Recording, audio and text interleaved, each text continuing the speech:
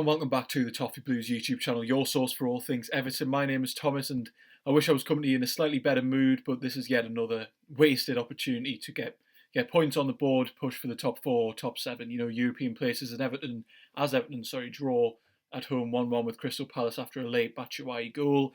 Plenty of chances in the game. I mean, I can't quite believe that we haven't won it in the end, but I'm here to give you my player ratings from the match. We'll talk about the subs, we'll talk about the manager, we'll talk about everything. So starting off, Olsen.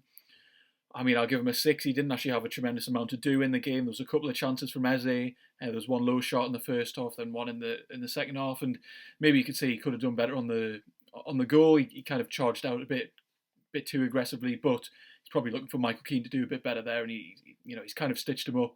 Keane's poor positioning, kind of stepping out while the rest of the defence wasn't. It's allowed Batshuayi the space, and he's got the equalising goal. But yeah, from Olsen, I mean, not too much of a standout performance. Didn't really have to do a lot, but maybe slightly disappointing from that. Then on to Michael Keane. To be honest, before that mistake, I was going to give him a fairly decent rating. He's been quite solid this season, and it was the same again. But after that, I'm going to give him a 5. It really cost us the game there, and I think it was just unnecessary stepping out as well, especially with the rest of the defensive line not follow him. So slightly disappointing from Michael Keane. I thought he had a pretty solid game before that, a couple of important blocks, but when you're making costly mistakes like that, it affects the team and it affects his chances for the Euros. We know he wasn't called up for the last England squad, which seemed fairly unfair at the time, and he can't make mistakes like this if he wants to go wherever the tournament might be. Yerry Mina, I thought he was brilliant, to be honest. He didn't really put foot wrong. I'm going to give him a 7.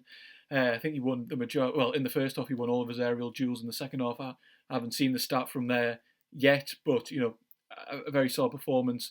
A lot of key tackles, a lot of key blocks. Really solid from him. It was definitely our standout defender in the end, alongside Seamus Coleman, who we'll get to soon. So obviously, kind of played this back five. Mason Holger at the next centre half, kind of broke into midfield at times as well. Going to give him a 5, somewhere in between a 5 and a 6, really, for Mason Holgate, purely because he didn't have a lot to do. He wasn't as involved as Yerry Mina was, and sometimes, when he picked up the ball, there was a lot of possession kind of played between the back three centre halves, and Holgate kept trying to take it upon himself to play the ball forwards, and it ended up not really going anywhere. So, I mean, it's difficult to blame him for that when someone else has to be taking responsibility for those passes forwards, and he did misplace quite a few, but it's better than we've seen from Holgate, of course, playing in his more favoured centre back role. He has been deployed out on the right back, and I've been quite critical of him at times this season. He's been playing out of position, but I think he could have been a lot better and shown improvements today. Don't get me wrong, but the defence really wasn't the problem today, which we'll get to next up. Lucas Dinier, fairly average performance from him. A couple of good deliveries, but didn't really contribute too much defensively. I'm going to give him a 6. In terms of his set piece play, he didn't really get many chances to put in corners. Of course, James Rodriguez being on the pitch and Sigurdsson on the other side, and of course Richarlison taking that free kick early in the first half for some apparent reason. We're not really sure what went on there, as he has the 3 blatant set piece takers stood around him. But yeah, I'm going to give Dinier a 6. Not a significant game. Picked up a yellow card. Didn't really do a lot. But a couple of good deliveries on a different day. Could have had a couple of assists. And Seamus Coleman, probably our man of the match, to be perfectly honest. Although he's absolutely brilliant defensively and defensively. He had Eze on his side, which is no easy task. Eze, he's turned into a brilliant player this season, and Coleman was, I think he had more than enough for him before he bizarrely went off for Godfrey later on. I can't really understand that decision from Carlo Ancelotti, except the fact that maybe he played a lot of international games, maybe his legs were going, but I thought he was our best player defensively and was one of our best players going forwards as well. A couple of really good deliveries, so I'm going to give him an 8. Looking at the midfield, Andre Gomez went off early. I was very critical of him on Twitter. A couple of you disagree with me, but I really think he wasn't brilliant. Lost the ball sloppily and just some daft position. Yes, okay, sometimes he does play some good passes. They can drive us forwards, but not enough in my opinion, and he doesn't play enough of the simple balls that that should be the bare minimum for him. So I'm going to give Andre Gomez a 4 because I really don't think he's very good, and he went off injured after half an hour, yet another midfield injury. Let's hope it's not too serious because they are kind of stacking up now, and it is a bit ridiculous, some of the injuries we have got this season. Basically, our whole first choice midfield is now out injured after Allen also missed today. Good to see Gbamin back, but we'll come to him soon. His replacement, Gylfi Sigurdsson, a 4 as well. I'm not really sure what he did in the game. He didn't really have too much of an impact on it. He had that shot blocked, which eventually led to the James Rodriguez goal. but not a lot from Sigurdsson. I'd expect a lot more from. I mean, well, he ended up being the captain towards the end. He needs to be performing. He can't just have one-off games that are absolutely brilliant, and then some games where he goes missing. He really didn't do a lot when he came on the pitch, so slightly disappointing on that one. Alongside him, Tom Davies, pretty solid game. I'll probably give him a 7. He wasn't too wasteful in possession. He fills into that Allen role quite nicely, into the number 6 that people are calling it. Kind of just sits behind the rest of the midfielders, kind of cleans up and plays the ball forwards. I was pretty impressed with him again. It's good to see Tom Davies playing well in these games. So yeah, I'm glad about that. It's nice to see him playing well, and today was no different. Pretty solid performance from him yet again, and then kind of completing the midfield. James Rodriguez didn't do a whole lot, but obviously that goal is absolutely brilliant, and you know you're going to get that from him. He managed to kind of find the only space in the goal where he could hit it without it hitting the defender or Guaita for Palace, who was absolutely ridiculous all day. He pulled off some brilliant saves, and yeah, he picked up the goal, so I'm going to give him a 7 because of that.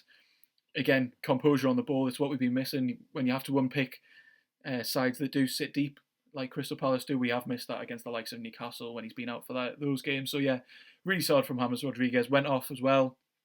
Is that another fitness problem? Again, just some questionable substitutions probably made today by Ancelotti, but we'll get to him at the end. And up front, Dominic Calvert-Lewin and Richarlison, it's hard to give either of them above a 3, really.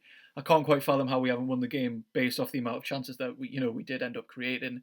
Just taking a quick look at the stats here, we had 15 shots, 7 on target, and plenty of them were gilt-edged chances that we absolutely should have been taken, and we didn't. Of course, Guaita, he always seems to have a good game against Everton, but it was ridiculous.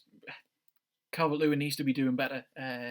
He had a brilliant start to the season. He's picked up a lot of goals. He's doing well for England. But in these moments, this is where we need our strikers to score the goals. So quite disappointed in Calvert-Lewin, to be honest. And Richarlison really had an odd game. He had so many chances to score.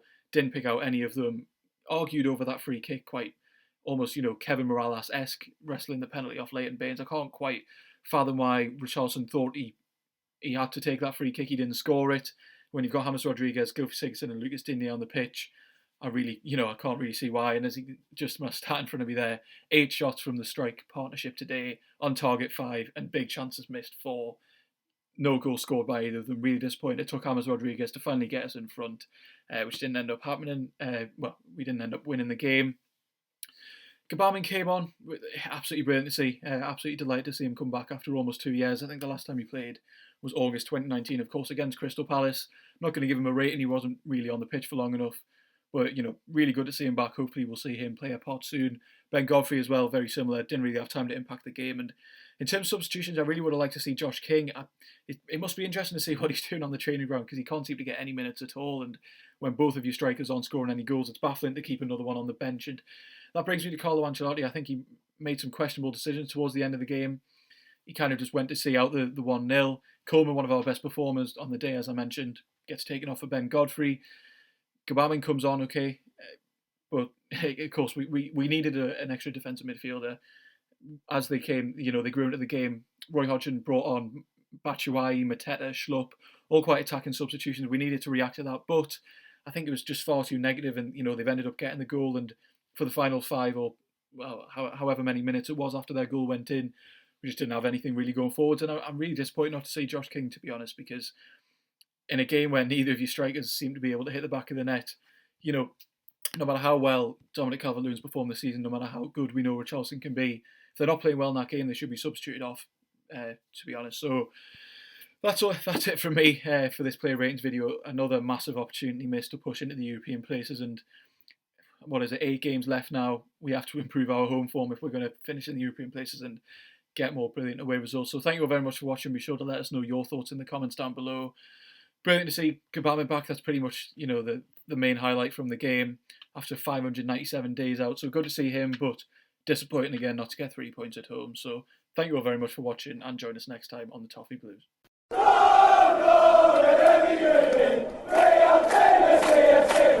no,